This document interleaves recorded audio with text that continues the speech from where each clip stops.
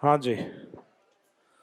तो लास्ट वाली क्लास में हमने स्टार्ट किया था उत्तर विशाल मैदान वाले पार्ट को, और उसका अध्ययन है जो दो भागों में डिवाइड किया है। एक तो अपने भौगोलिक आधार पे जो अपन ने कंप्लीट कर लिया, और एक दूसरा बचा हुआ है प्रादेशिक वर्गीकरण। तो अगला हेडिंग डालिएगा।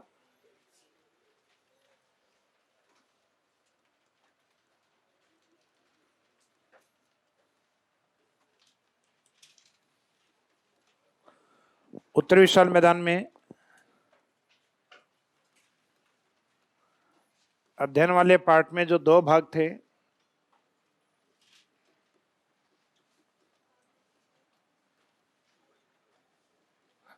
भौगोलिक आधार पे वर्गीकरण, ये कंप्लीट हो गया था। अब दूसरा कौन सा बचा है?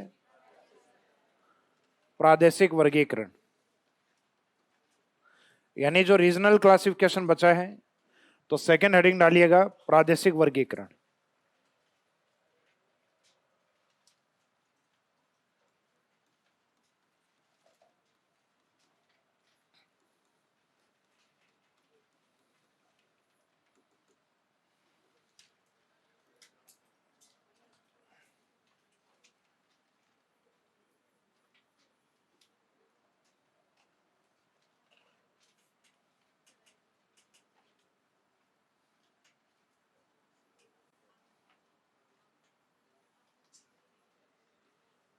प्रादेशिक वर्गीकरण में सामान्यतः ये वाला जो भाग है, इस साइड में जो नदी है पाकिस्तान की, और ये नदी है सिंधु।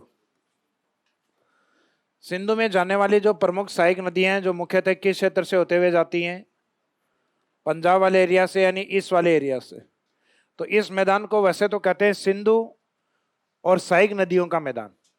सिंधु और सहायक नदियों का मैदान, ये जिस क्षेत्र में फैला हुआ है उस एरिया को कहते हैं पंच प्लस आब, यानी पंजाब का मैदान। तो इस मैदान को नाम दिया जाता है पंजाब का मैदान। पंजाब के मैदान के बाद में उसके जस्ट नीचे आता है राजस्थान का मैदान। राजस्थान का मैदान दो भागों में फैला हुआ है। एक तो अरावली के पश्चिम में यह मरुस्थली मैदान है, जो कि मुख्यतः लूणी और सहायक नदियों द्वारा निर्मित है। प्राचीन समय में यह बना हुआ था सरस्वती के द्वारा।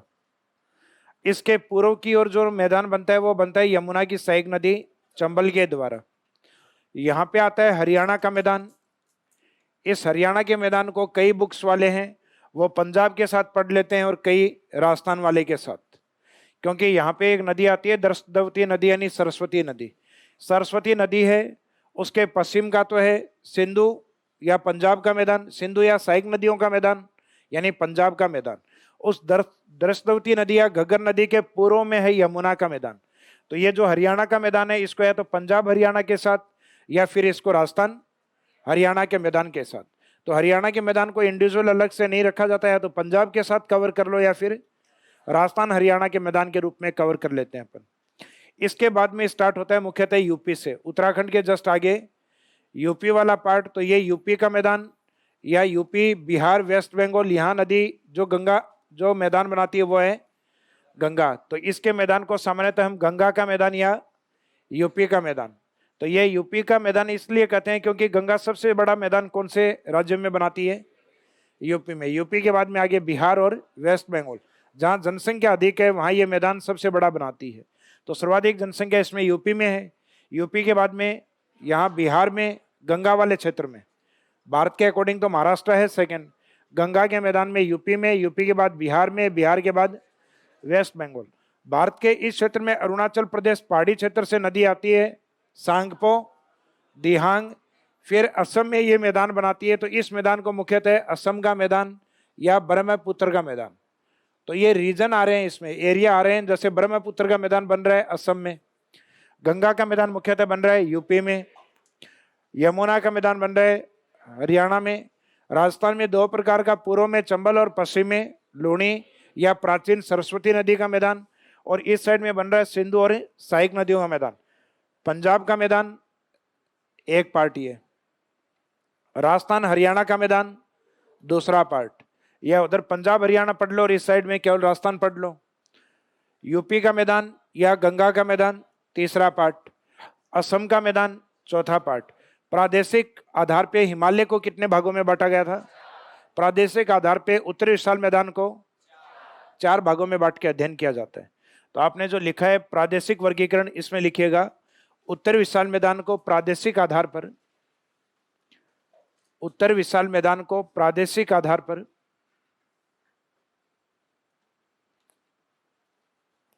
उत्तर विशाल मैदान को प्रादेशिक आधार पर 4 भागों में बांटा जाता है।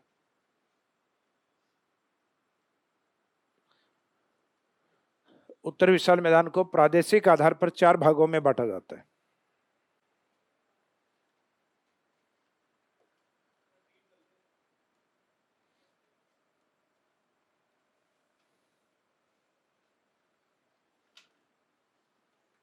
चार भागों में बांटा जाता है। उसमें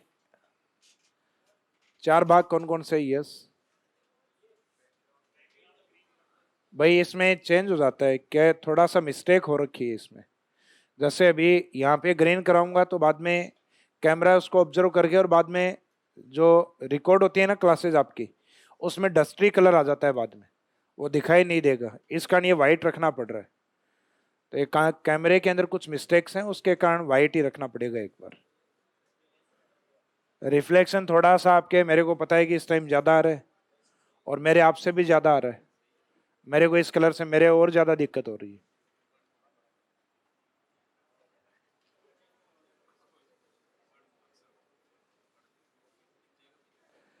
तो इसका मीनिंग प्रादेशिक आधार पे जो 4 भाग है, उन 4 भागों में अपन कौन कौन से देखेंगे? एक तो देखेंगे पंजाब,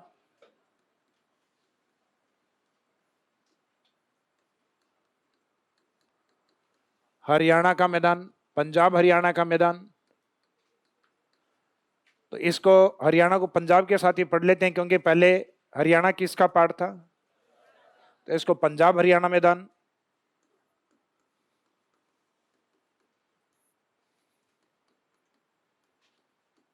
राजस्थान का मैदान,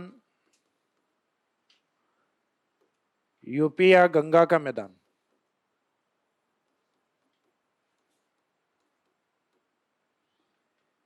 और भारत के पूर्व में असम या ब्रह्मपुत्र का मैदान।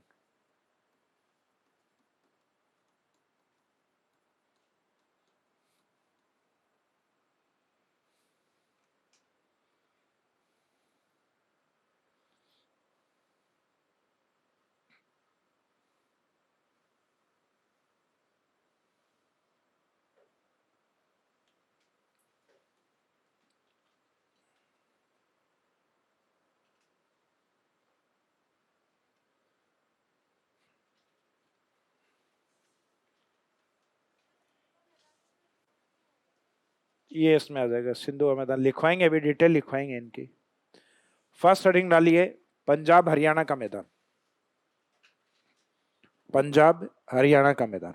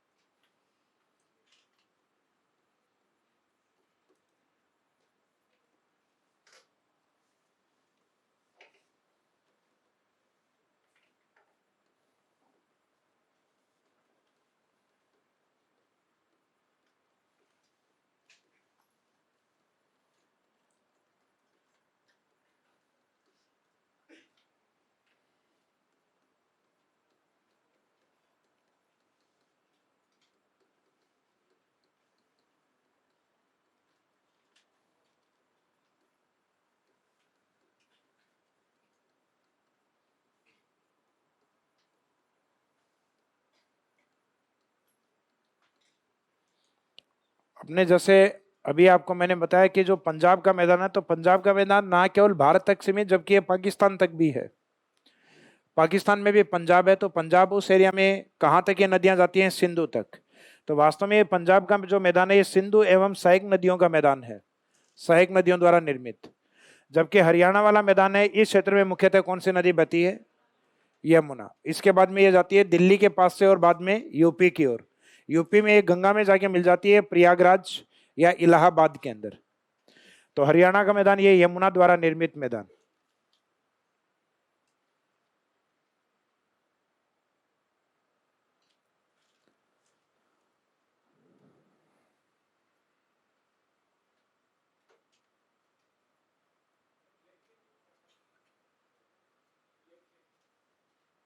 ब्लैक पेन, अच्छा।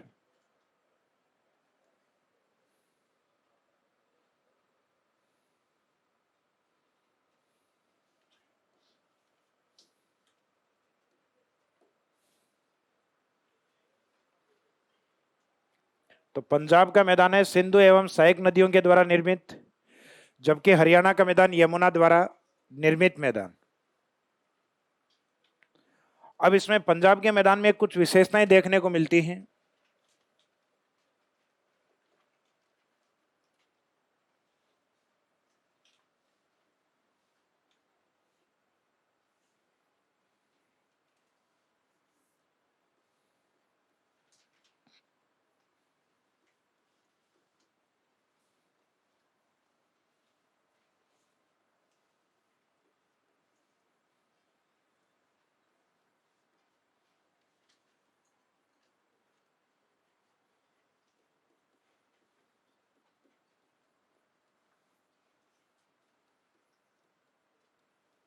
ये जो सिंधु वाला मैदान है ये मुख्यतः विशेष होता है अपने आब और चो या चौस को लेकर।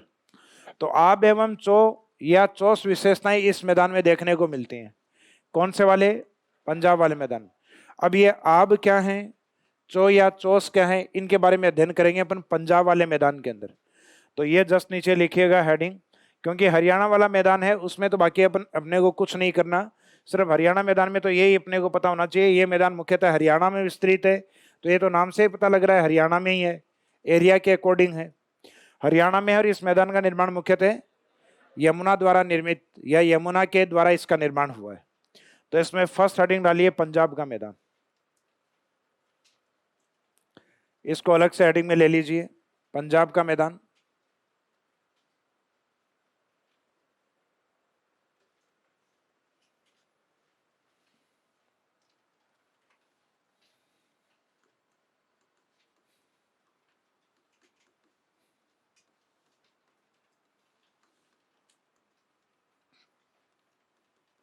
तो इस मैदान का निर्माण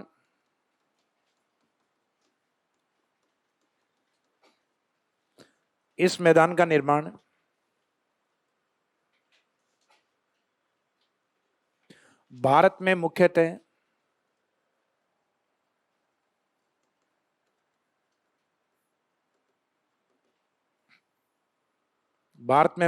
पंजाब क्षेत्र में, सिंधु की सहायक नदियों के द्वारा हुआ है। जैसा कि अपन ने ऊपर भी लिखा था, सिंधु की सहायक नदियों के द्वारा हुआ है।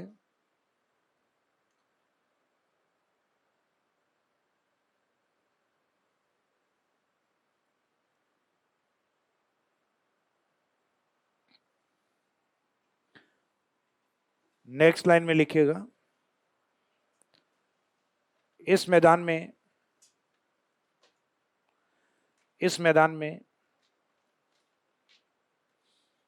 पाई जाने वाली भौगोलिक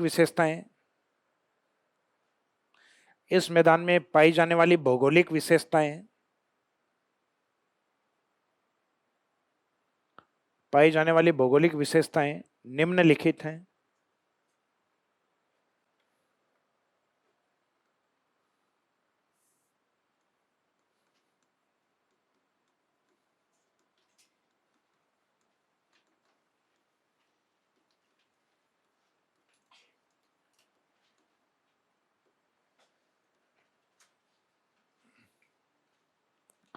पाए जाने वाली भौगोलिक विशेषताओं में एक तो जैसे अभी मैंने आपको बताया था आब विशेषता है और एक चो या चौस है। अब आब क्या है, तो सबसे पहले आब को देखेंगे, उसके बाद में क्या स्टार्ट करेंगे, चो या चौस। तो आब तो एक कॉमन सी चीज है, आब कहते हैं पानी को। आब किसको बोला जाता है? आब कहा जाता है पानी या जल को। जैसे ये दो नदियां, एक मुख्य नदी है इसमें जल है, एक दूसरी ये नदी है जिसमें जल है। इन दोनों नदियों के बीच में एक मैदान बनता है, इस मैदान को कहते हैं दो आब। क्या नाम दिया जाता है? दो आब। तो दो नदी यानी दो जलीय क्षेत्र है, आब यानी जल, दो का मीनिंग दो, तो दो जलीय क्षेत्र या दो नदियों के बीच के मैदान को दोआब कहा जाता है। और 5 नदियों के बीच के मैदान को पंच प्लस आब यानी पंजाब कहा जाता है। पंजाब का मैदान है वो आब के मैदानों का उदाहरण है, उसके नाम से ही पता लग रहा है, पंच प्लस आब यानी। तो ये विशेषता तो उसके नाम में दिख रही है अपने को। अब इसमें कुछ प्रमुख आब बनते हैं जो सिंधु और उसकी सहायक नदियों के बीच के कुछ आब हैं। जैसे इन आबों में अगर देखा जाए तो सबसे ऊपर की ओर तो जो नदी होती है वो सामान्यतः मुख्य नदी होती है। कौन सी? सिंधु नदी होती है। सिंधु नदी की ओर आने वाली जो मुख्य नदी इस साइड में वो रहती है चिनाब।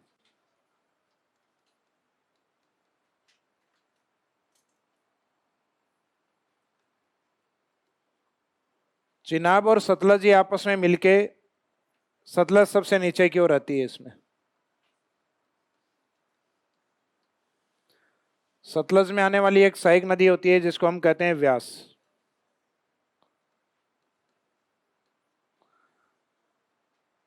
व्यास के जस्ट ऊपर की ओर जो नदी है इसको कहते हैं हम रावी।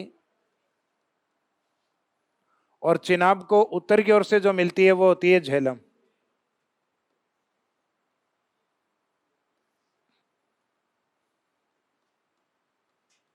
तो इनके बीच में आब बनते हैं।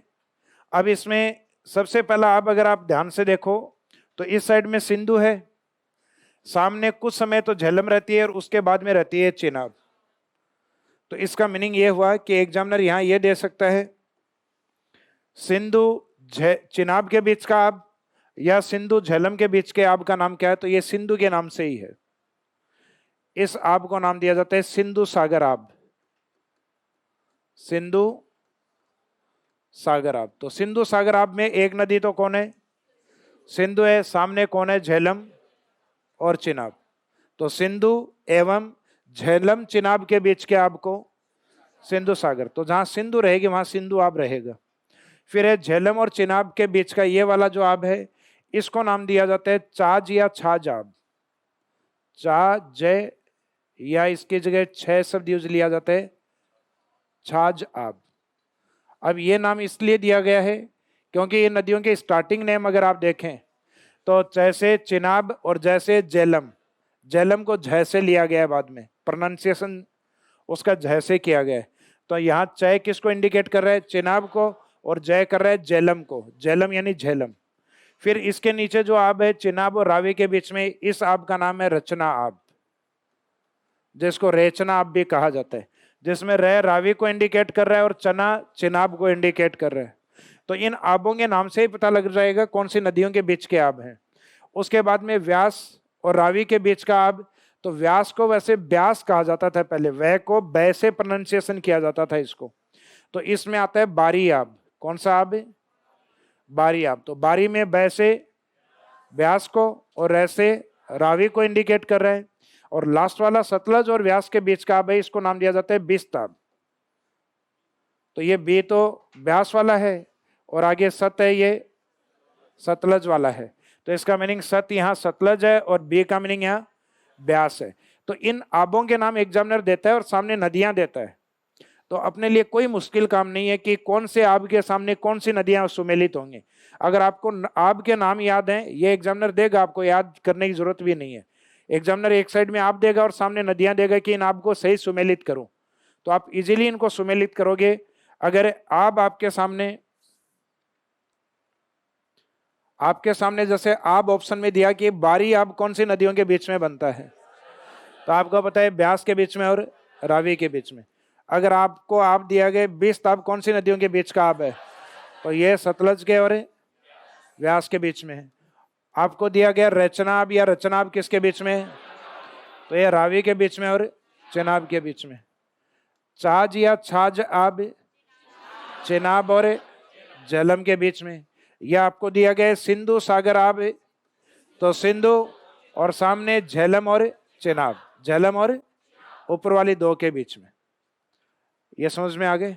तो ये है आब। तो आब सामान्यतः नदियों के बीच के क्षेत्र को कहते हैं, जिसमें दो नदियों के बीच का क्षेत्र है दोआब और पांच के बीच का। तो उदाहरण, सबसे बेस्ट उदाहरण है इसका पंच प्लस आब, यानी जिसमें निम्नलिखित आब पाए जाते हैं। जो अभी जो आब मैंने आपको बताई, ये वाले आब। यहां तक लिख लिया आपने? निम्नलिखित है आब और चोयाचोस। फर्स्ट हेडिंग डाली है आब।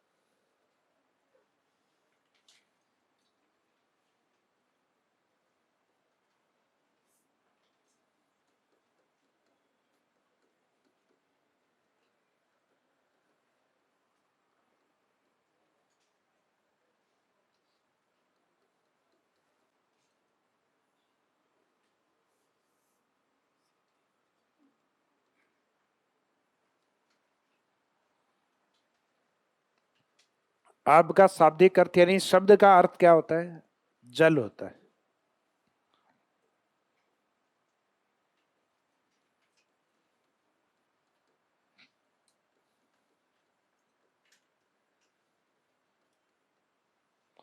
नदियों के मध्य के मैदान को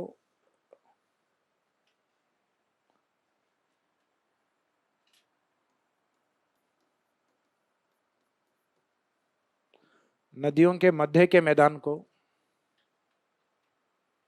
अब भौगोलिक मीनिंग इसका क्या लिया गया है ज्योग्राफी में? नदियां यानी जलीय क्षेत्र। तो जलीय क्षेत्रों के बीच के मैदान को क्या कहते हैं? आब। उदाहरण, दो नदियों के मध्य दोआब, पांच नदियों के मध्य पंजाब। तो नदियों के मध्य के मैदान को आब कहा जाता है। भौगोलिक अर्थ इसका ये लिया गया। नदियों के मध्य के मैदान को, नदियों के मध्य के मैदान को आब कहा जाता है। तो इस शब्द का अर्थ तो होता है जल। नदियों में क्या होता है? जल ही होता है। नदियों के मध्य के मैदान को आब कहा जाता है। जैसे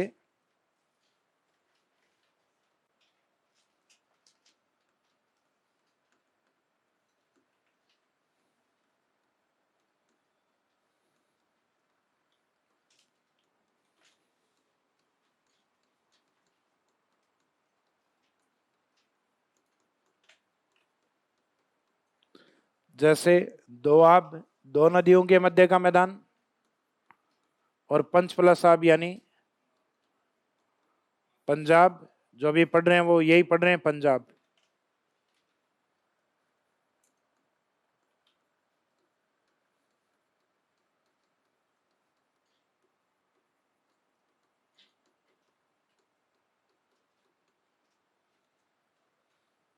दोआब है दो नदियों के मध्य का मैदान, और पंजाब है पांच नदियों के मध्य का मैदान।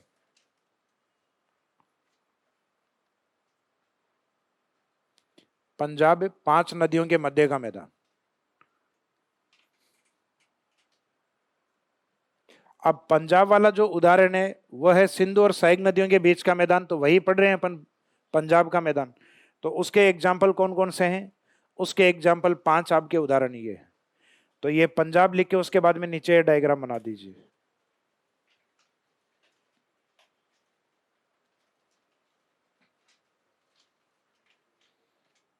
यह जो अभी आपने जो लिखा है ना पंजाब, तो इस पंजाब के अंदर जैसे आब कौन कौन से हैं?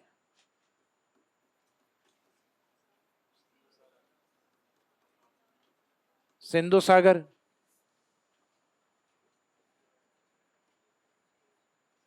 छाछ, छाछ या छाछ,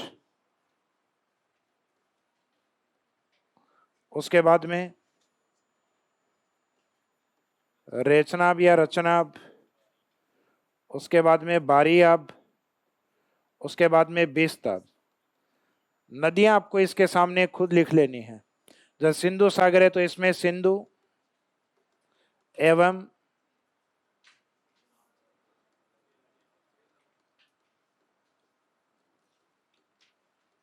झेलम चिनाब के मध्य, झेलम चिनाब के मध्य। अब यहां झेलम चिनाब के बीच का आप अलग है, तो इसका मीनिंग है झेलम चिनाब के बीच का आप नहीं है। ये एक तरफ सिंधु है, सिंधु के सामने या तो झेलम ले लो या फिर चिनाब ले लो। अब नीचे वाले में रहेगी आपकी झेलम चिनाब, नदियों का नाम जिसका पहले आ रहा है चय, तो इसमें कर दो चिनाब एवं झेलम के मध्य। रचना, आप तो रचना में पहले कौन से आ रही है, रावी और चना से, चिनाब तो रावी एवं चिनाब के मध्य। फिर बारी में पहले बै आ रही है, इन्हें व्यास, व्यास एवं रावी के मध्य। और बिस्त में बै और सत आ रहा है, तो बै से व्यास या व्यास एवं सत में सतलज के मध्य। तो सिंधु सागर में सिंधु एवं झेलम चिनाब के मध्य, चाज में चिनाब एवं झेलम के मध्य। तो इस तरीके से ये आब हैं। या तो एग्जामिनर इनका उत्तर से दक्षिण में क्रम पूछ सकता है, तब तो नदियां आपको क्रम से याद होनी चाहिए, वो थोड़ा सा टफ क्वेश्चन रहेगा फिर, कि झेलम चिनाब के नीचे रावी में वै और वै के बाद में व्यास, व्यास में सै सतलज, तो रावी उसके बाद में वैसे व्यास, व्यास में स से सतलज। तो ये तो 3 क्रम होंगे, रावी व्यास सतलज। ऊपर वाले हैं झेलम और चिनाब, और मुख्य नदी में सबसे ऊपर सिंधु। ये लिख लिया यहां तक। ये डायग्राम को सिर्फ आप आपके नाम लिख लो, नदियों के नाम आप डायग्राम देख के भी लिख सकते हैं।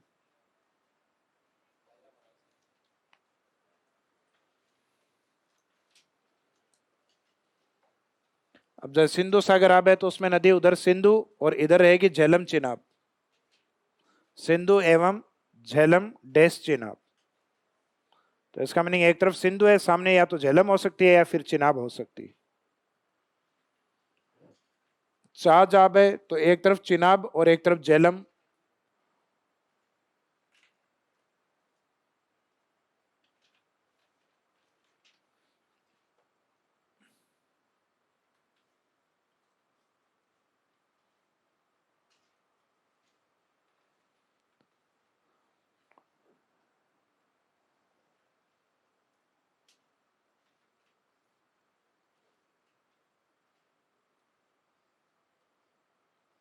ये केवल व्यास भारत में है, बाकी सब नदियां आगे पाकिस्तान की ओर जाती है। तो इसका मीनिंग एक 20 ताब एकमात्र ऐसा आब है जो केवल भारत में है, क्योंकि ये व्यास जहां सतलज में मिलती है ना, वहां बनता है हरि के बैराज। तो व्यास पूर्णतः भारत में है, तो ये 20 ताब केवल भारत में है, बाकी सब आब का विस्तार भारत और पाकिस्तान में।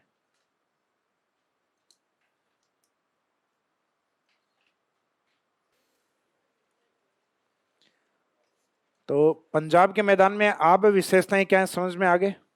नदियों के बीच के मैदान है वो आब है, 2 के बीच में वो दोआब है, 5 के बीच में वो पंजाब है, 3 के बीच में हो तो तिरियाब है, 4 के बीच में है तो चतुर्थाब या 4 आब है।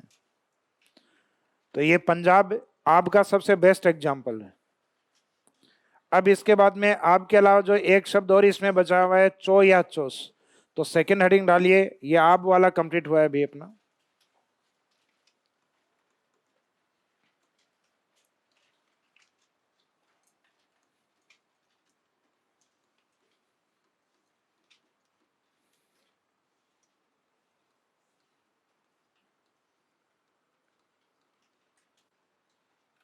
चो या चोस।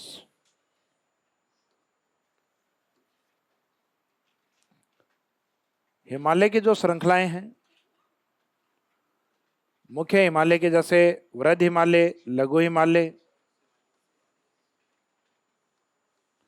शिवालिक हिमालय। नदियां अंतिम तौर से किसको पार करती हैं लास्ट में, शिवालिक को। शिवालिक हिमालय से और बाद में नदियां इस साइड में जो पंजाब की ओर आती हैं,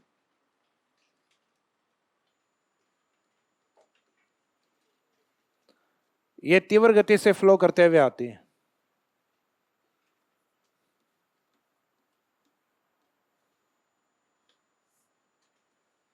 ये इस क्षेत्र को अपर्दित करके गड्ढों का निर्माण करती है। तो अपर्दित जो खड्डे खड्डे या जो गड्ढे बनते हैं, ये बनते हैं, पंजाब का एक डिस्ट्रिक्ट आता है होशियारपुर।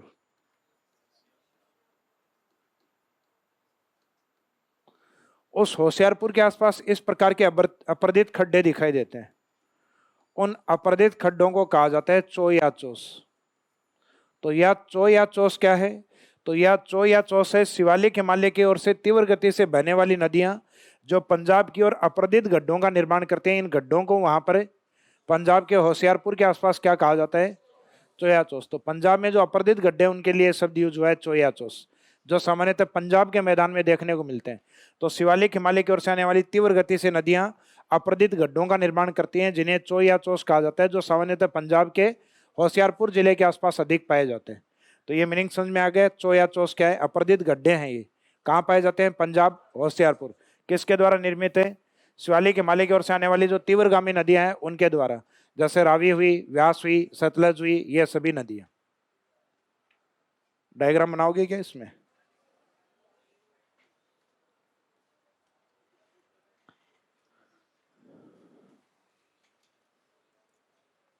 लिखना चाहो सीधा लिख लो, डायग्राम बनाना चाहो बना लो।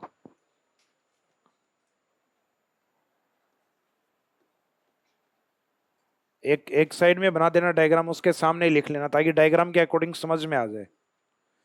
क्या नदियां इस साइड से हिमालय से आ रही हैं, शिवालिक हिमालय को पार करके तीव्र गति से बहती हैं, तो इनके द्वारा अपर्दन होगा। अपर्दन के द्वारा गड्ढे बनेंगे। इन्हीं गड्ढों को क्या कहेंगे? चो या चोस कहा जाता है। एरिया बाद में लिखवा दें। अपर्दित जो गड्ढे हैं ये चो या चोस।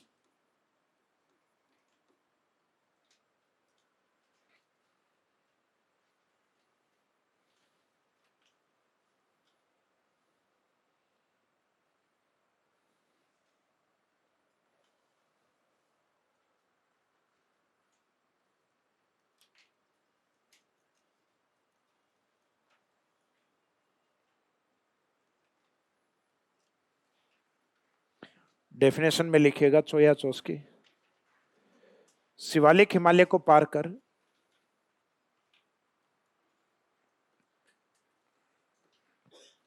शिवालिक हिमालय को पार कर, पार यानी क्रॉस कर, शिवालिक हिमालय को पार कर नदियां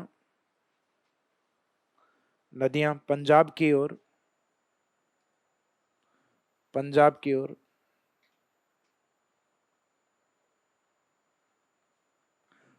पंजाब की ओर अपर्दित गड्ढों का निर्माण करती है। शिवालिक हिमालय को पार कर नदियां पंजाब की ओर अपर्दित गड्ढों का निर्माण करती हैं,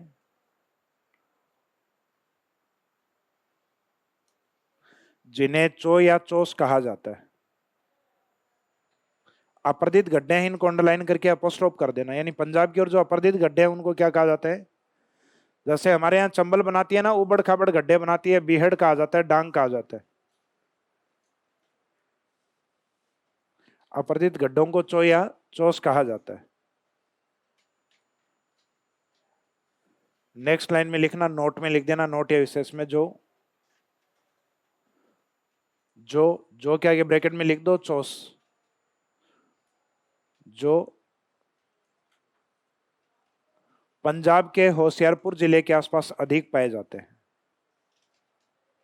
जो यानी किसके बारे में? चोस के बारे में। तो ब्रैकेट में लिख दो चोस, पंजाब के होशियारपुर जिले में अधिक पाए जाते हैं।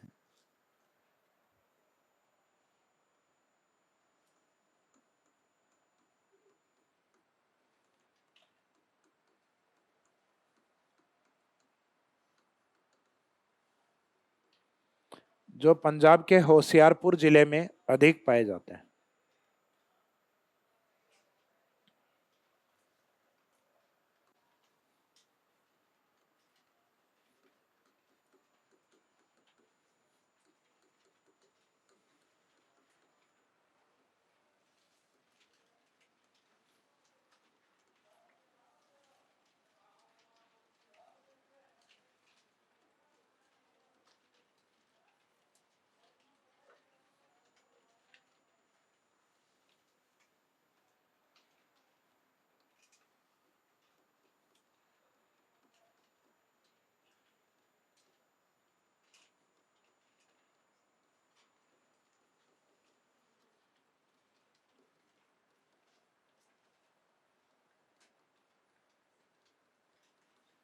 जैसा ही मैंने आपको बताया था कि जो हरियाणा वाला पार्ट है, राजस्थान में इस साइड में नदी आती है घग्गर, पंजाब, हिमाचल, पंजाब और हरियाणा होते हुए। तो इस नदी के इस साइड में जो रह गया मुख्यतः हरियाणा वाला पार्ट, इस नदी के इस साइड में रह गया वो पार्ट मुख्यतः पंजाब। तो इसका मीनिंग जो घग्गर नदी है या प्राचीन जो दृष्टवती नदी है, सरस्वती नदी है, उसके एक और तो है पंजाब का मैदान और एक और तो है पंजाब का मैदान और एक और है हरियाणा का मैदान, यानी यमुना का मैदान और एक तरफ सिंधु और सहायक नदियों का मैदान। तो घग्गर या दृष्टवती नदी के द्वारा यह यानी हरियाणा, यह पंजाब के मैदान से पृथक होता है। तो इसमें इंडिकेट कर दीजिएगा या लिख लीजिए ये घग्गर या दृष्टवती नदी, घग्गर या दृष्टवती नदी के द्वारा, घग्गर या दृष्टवती नदी के द्वारा यह मैदान या हरियाणा का मैदान लिख दो छे, पंजाब के मैदान से पृथक होता है या अलग होता है। घग्गर या दृष्टवती नदी के द्वारा यह मैदान पंजाब के मैदान से अलग होता है।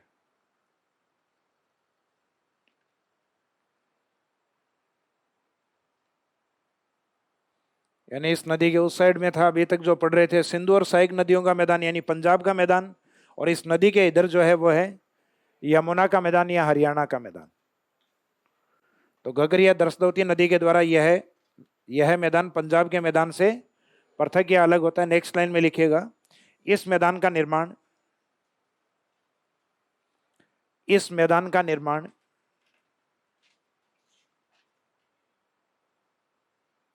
यमुना एवं सहायक नदियों से हुआ है। यमुना एवं सहायक नदियों से यानी यमुना की जो सहायक है उनके द्वारा इस मैदान का निर्माण यमुना एवं सहायक नदियों से हुआ है। तो सिंधु एवं सहायक नदियों के द्वारा बना है पंजाब, यमुना और सहायक नदियों के द्वारा बना है हरियाणा का मैदान, और लूनी और चंबल के द्वारा बना है राजस्थान का मैदान। लूनी से राजस्थान के पश्चिम में और चंबल से राजस्थान के पूर्व के अंदर। पश्चिम वाला है वो शुष्क है, इस कारण उसको हम अर्ध शुष्क में पढ़ते हैं राजस्थान में, और चंबल वाला है वो ज्यादा उपजाऊ है तो राजस्थान के पूर्वी मैदानी भाग के रूप में पढ़ा जाता है उसको।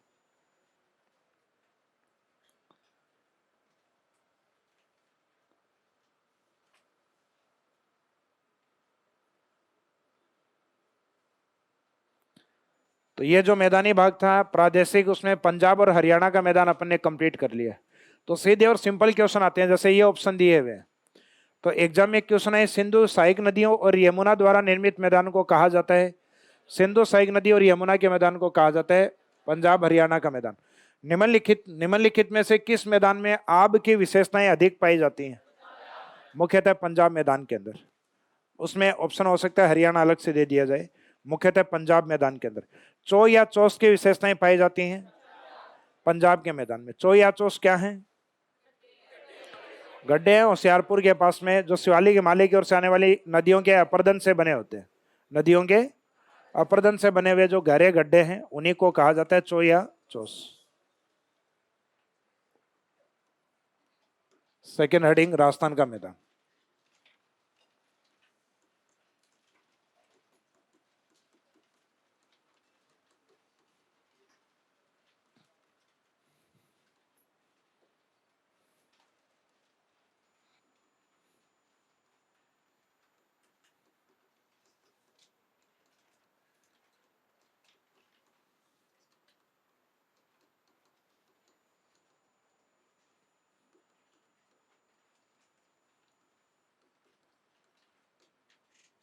राजस्थान के मैदान में लिखिएगा राजस्थान का मैदान दो भागों में बटा हुआ है।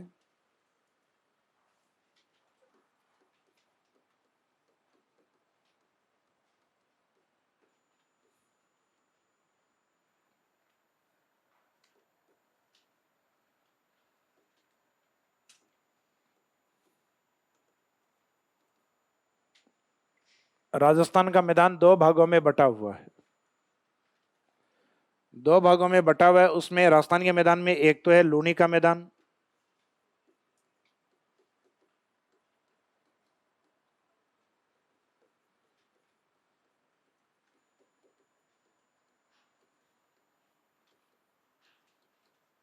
राजस्थान का पश्चिमी मैदान,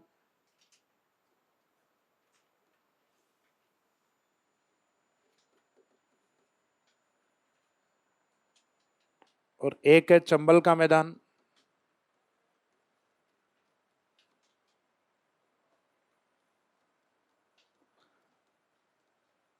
राजस्थान का पूर्वी मैदान।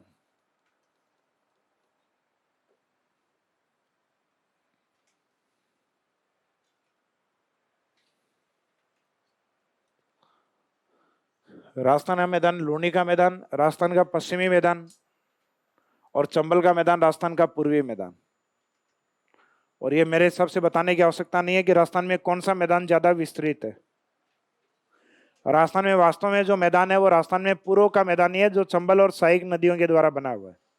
तो इसमें नदियां भी आपको पता है, उसमें लूनी और सहायक नदियों का मैदान है, और पूर्व का मैदान है वो चंबल और सहायक नदियों का मैदान है। तो इंडियन ज्योग्राफी के अकॉर्डिंग अपन राजस्थान के मैदान को दो भागों में बांटते हैं, एक तो अरावली के पश्चिम में और एक अरावली के पूर्व में। अब अरावली के पश्चिम में एक वो भाग बच गया जो मरुस्थल के रूप में है, उसको अपन अलग से पढ़ेंगे ग्रेट डेजर्ट ऑफ इंडिया के नाम से, जिसका विस्तार राजस्थान में, पंजाब, हरियाणा में और एक गुजरात स्टेट में। इंडिया के कितने स्टेट में? 4। वो एक अलग भौतिक प्रदेश के रूप में हेडिंग डाली हुई है अपन ने।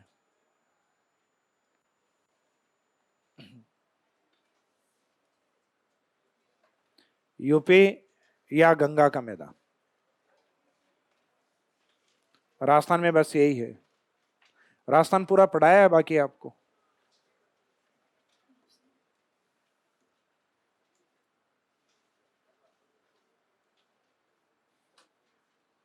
इसका मीनिंग है भारत के उत्तरी विशाल मैदान में राजस्थान का बहुत बड़ा योगदान नहीं है क्योंकि राजस्थान का जो योगदान है वो मुख्यतः या तो अरावली पर्वतमाला के रूप में, इंडिया के अंदर एक प्राचीन पर्वतमाला के रूप में, या फिर भारत राजस्थान का योगदान है ग्रेट डेजर्ट ऑफ इंडिया, क्योंकि राजस्थान अपने डेजर्ट के कारण फेमस है। क्योंकि हमारे यहाँ मोस्ट ऑफ एरिया 61% एरिया जो है, 61% पार्ट है वो किसका है? वो डेजर्ट का है। तो इसलिए हम डेजर्ट में ज्यादा इंपॉर्टेंस रखते हैं। उत्तरी विशाल मैदान में हमारा बहुत बड़ा योगदान नहीं है। हमारा कुछ जो थोड़ा बहुत मैदान है वो राजस्थान का पूर्वी मैदान है, वो मुख्यतः उसका हिस्सा माना जाता है, और वो भी यमुना के मैदान का ही एक पार्ट माना जाता है। वैसे देखा जाए तो राजस्थान का पूर्वी मैदान है वो यमुना के मैदान का ही एक पार्ट है। क्यों? क्योंकि चंबल किसकी सहायक नदी है? यमुना की। इस कारण राजस्थान के पूर्वी मैदान को अगर बाई चांस एग्जाम में स्टेटमेंट आ जाए कि राजस्थान का पूर्वी मैदान है ये मुख्यतः यमुना और सहायक नदियों का मैदान है, तो ये वास्तव में यमुना की सहायक नदियों का ही मैदान है, यमुना मैदान का ही एक पार्ट है। और वैसे यमुना का मैदान किस राज्य में अधिक विस्तृत है? देन आंसर रहेगा हरियाणा के अंदर। अभी बताया तो था, हरियाणा का मैदान यमुना और सहायक नदियों के द्वारा बना हुआ है। हरियाणा के मैदान में लिखवाया ही मैंने यही है आपको।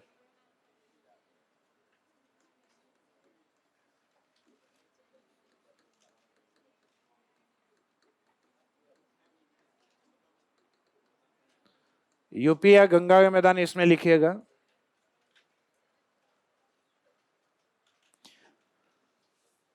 गंगा के मैदान का सर्वाधिक विस्तार, यूपी या गंगा का मैदान इसमें लिखिएगा। गंगा के मैदान का सर्वाधिक विस्तार, गंगा के मैदान का सर्वाधिक विस्तार यूपी में है, सर्वाधिक विस्तार यूपी में है।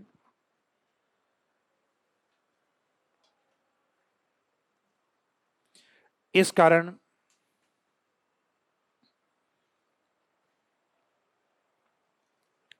कारण इसे यूपी का मैदान भी कहा जाता है।